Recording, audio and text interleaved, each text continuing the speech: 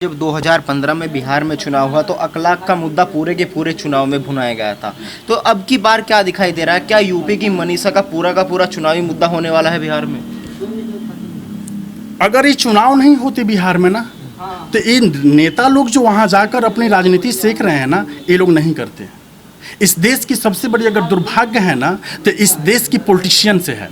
ये लोग ना किसी भी चीज़ को अपने फायदे के लिए यूज करते हैं। और मैं आपको बता दूं कि ये लोग चाहे हत्या हो, चाहे बलात्कार हो, चाहे कोई भी जघन्य अपराध हो, ये लोग अपने राजनीति की दृष्टिकोण से अगर इनके लिए फ़ायदा है ना, तो उसको ये लोग यूज करते हैं। और ये सबसे बड़ी दुर्भाग्य है। न्यायपालिका के साथ साथ हमारे देश की जांच, जो भी जांच के लिए हमारी टीम है, उस पर ये लोग कुछ नहीं सोचेंगे कि हमारी जांच हो रही है, इस पे क्या निकल कर आएगा, क्या सच्चाई है, क्या झूठ है। लेकिन ये लोग राजनीतिकरण शुरू कर देंगे और जब ये गलत साबित हो जाएगा तो ये लोग चुप हो जाएंगे। लेकिन इनको ये लगेगा कि मुद्दा मिला है, मुद्दा को भुना लो। यही तो सबसे बड़ी हमारे यहाँ। जैसा कि योगी आदित्यनाथ ने कह दिया है कि अब सीबीआई जाँच होगी, लेकिन जो पीड़ित परिवार है वो कह रहे हैं कि हमें नार्को टेस्ट नहीं चाहिए, हमें सीबीआई जाँच नहीं चाहिए। यही तो हमें दाल में कहीं काला लग रहा है कि आखिर क्या माजरा है कि पीड़ित परिवार नार्को टेस्ट और सीबीआई की मांग को ठुकरा रहा है, जबकि उनको सबसे पहले सीबीआई की ही मांग करनी चाहिए। सुशांत केस जब हुआ, सुशांत की केस, तो पूरी देश की मांग थी कि सीबीआई जांच हो। सरकार ने, हमारे कोर्ट ने और सरकार ने उसको अलाउ किया और हमारे यहाँ सीबीआई की जाँच हुई। तो फिर पीड़ित परिवार क्यों नहीं चाह रही है कि सीबीआई जाँच किया जाए?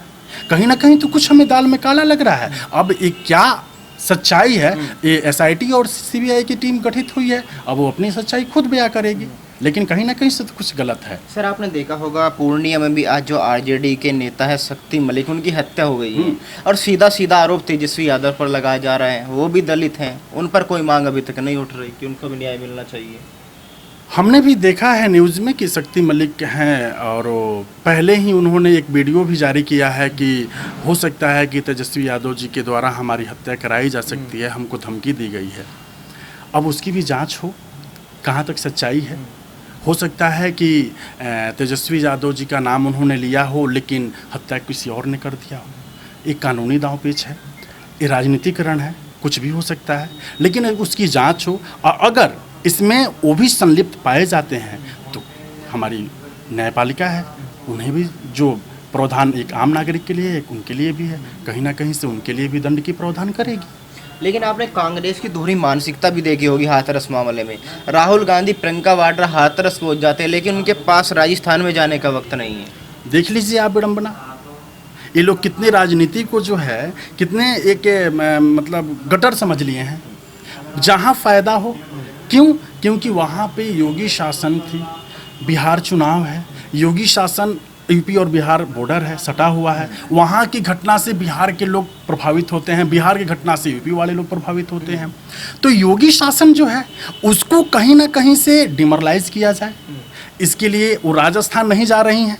राजस्थान में भी ऐसा घटना हुआ है, लेकिन उत्तर प्रदेश में अपना पूरा वो काम कर रही हैं। लेकिन हाँ, अगर वो तो नार्को टेस्ट के लिए उन्होंने सिपाही लोग और वहाँ के जो भी पुलिसकर्मी हैं उनको भी उन्होंने बोल रखा है। वहाँ के एसपी भी सस्पेंड हो चुके हैं, वहाँ नए एसपी भी आए हैं। जो नए एसपी आए हैं, सुनने में आ रहा है कि वो बहुत ही तेज तर्रार एसपी हैं। जांच चल रही है, जांच की जो भी चीज़ें हैं, योगी जी ने खुलेआम कहा है कि अगर किसी भी प्रकार से गलत साबित हुआ, संदीप सिंह का परिवार, संदीप सिंह जो भी इसमें इन्वॉल्व होंगे, उनको ऐसी सज़ा मिलेगी कि कल्पना नहीं हो सकती है कि इस तरह की भी सज़ा दी जाएगी। तो कहीं ना कहीं से अगर उनका स्टेटमेंट है तो इस पे हम लोग को थोड़ा सा देखकर सब्र कर जांच को देखना चाहिए। क्या दिखाई दे रहा है? क्या योगी सरकार को बदनाम करने की बहुत बड़ी साजिश की जा रही है?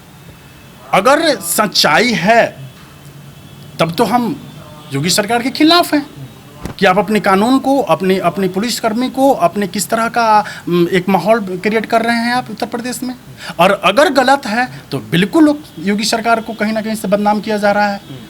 ये भी बात सामने आई है कि उत्तर प्रदेश में बहुत ही बड़े लेवल पे दंगा भड़काने के लिए पीएफआई और अनेक देश जो मुस्लिम कंट्री है वहाँ से फंडिंग आई है और इसकी पोल भी खुल चुकी है।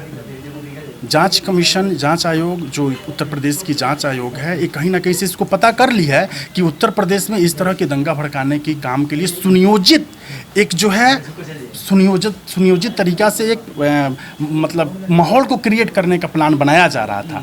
अब उसमें क्या सच्चाई आ रहा है, आज तो हम लोग न्यूज़ सुने हैं, 1 या 2 दिन में ये भी सामने आ ही जाएगा। लेकिन योगी जी हैं, वो किसी को तो बख्शेंगे नहीं, ये तो सीधी सी बात है। आपने देखा होगा पप्पू यादव ने भी कुछ दिन पहले जो है योगी आदित्यनाथ का पुतला फूंका, तो पप्पू यादव का क्या रोल दिखाई दे रहा है बिहार की राजनीति में? पप्पू यादव जी बिहार के रोल में अगर सच कहें तो पप्पू यादव जी सच में एक बहुत ही ज़मीनी स्तर के नेता हैं, नो डाउट। यहाँ बाढ़ आया था पटना में, उन्होंने बहुत लोगों का हेल्प किया। कोरोना जैसी महामारी में दिल्ली से लेकर पटना तक उन्होंने बहुत लोगों का हेल्प किया। जो सच है ना, जो फैक्ट है ना, वही हम बता रहे हैं। ज़मीनी नेता हैं, हकीकत है, लेकिन कहीं ना कहीं राजनीति की दिखावा में वो चले जाते हैं। जैसे उनकी राजनीति की दिखावा क्या होगी कि योगी जी का पुतला वो फूंकने गए, उसमें उन्होंने भगवा कलर का उनको जो है ड्रेस पहना दिया था। और हमारी मान सम्मान और हमारी गरिमा है भगवा। हम हिंदू धर्मावलंबी, सनातन धर्मावलंबियों, जो धर्मावलंबी हैं, जो हम मानते हैं सनातन धर्म को, हमारी भगवा जो है हमारी शान है। तो क्या आपकी मानसिक स्थिति क्या हो गई है कि आप भगवा को जला रहे हैं? आप चाहते तो वहाँ उनको योगी जी का पुतला में योगी जी का जो आप फोटो वगैरह लगवा के जैसे जलाना था आप जलाते। भगवा वस्त्र को जलाना ये कहीं से भी अनुचित है।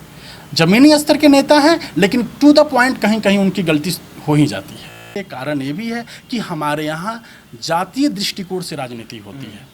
हमारे यहाँ स्वर्ण, दलित, महादलित, इसको लेकर राजनीति होती है। बेटी अगर दलित की है तो वहाँ हम सब लोग पहुँचेंगे, बहुत ज़्यादा सिंपैथी दिखाएंगे। लेकिन हमारे कहने का अर्थ है बलात्कार बलात्कार होता है, बलात्कारी बलात्कारी होता है, उसकी कोई जात नहीं होती है, उसकी कोई जात नहीं होती है। वो तो इस धरती का सबसे गंदा इंसान है जो इस तरह की हरकत करता है। तो उसमें राजनीति आनी ही नहीं चाहिए, ना राजनीति की बू आनी चाहिए।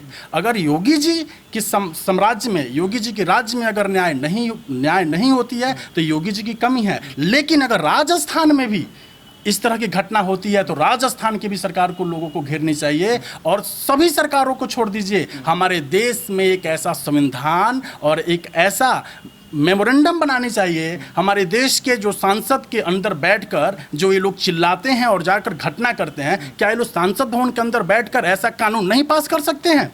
जब SC/ST एक्ट आया था तो ये लोग बैठकर सांसद भवन में इसको खारिज करके सुप्रीम कोर्ट के आदेश को और नया अमेंडमेंट जोड़ दिए। तो क्या ये लोग इस रेप की घटना पे ये लोग सभी सांसद लोकसभा या राज्यसभा, निम्न सदन या उच्च सदन बैठकर इस पे पहल नहीं कर सकता है? क्या ऐसा कानून देश में नहीं बन सकता है कि लड़कियों के ऊपर अगर किसी भी प्रकार का रेप होता है या लड़कियों के ऊपर किसी भी प्रकार का गलत काम होता है, उसको छेड़खानी किया जाता है या उसके साथ कुछ भी किया जाता है, तो एक ऐसा कानून बने कि डायरेक्ट सऊदी अरब से वो कानून जुड़ा हो?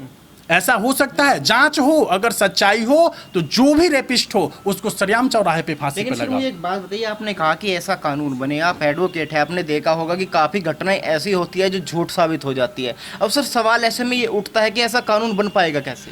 बस यही तो, अगर जांच हो किसी भी चीज़ की। आप एक बात बताइए, कानून है, संविधान है, हमारी ये अधिकार है कि किसी भी चीज़ की जांच होनी चाहिए। अब यही तो विडंबना है। आप देखिए, आपने एक बहुत ही अच्छा सवाल उठाया है कि कैसे पता चलेगा। आपको पता है हमारे देश में SC/ST एक्ट आया है, जो कि हमारे सांसद लोगों ने मिलकर उसको पास किया है, पहले से वो आ रही है। उसमें ये नियम बना दिया गया है कि अगर कोई भी व्यक्ति किसी व्यक्ति के ऊपर SC/ST के तहत मुकदमा दायर करता है तो बिना जांच की उसकी गिरफ्तारी की जाएगी। ठीक है, ये कहाँ तक उचित है? क्या उसकी जांच नहीं होनी चाहिए? जांच के बाद ही तो ये पहलू निकल कर आएगी कि इन्होंने गलत किया है या नहीं।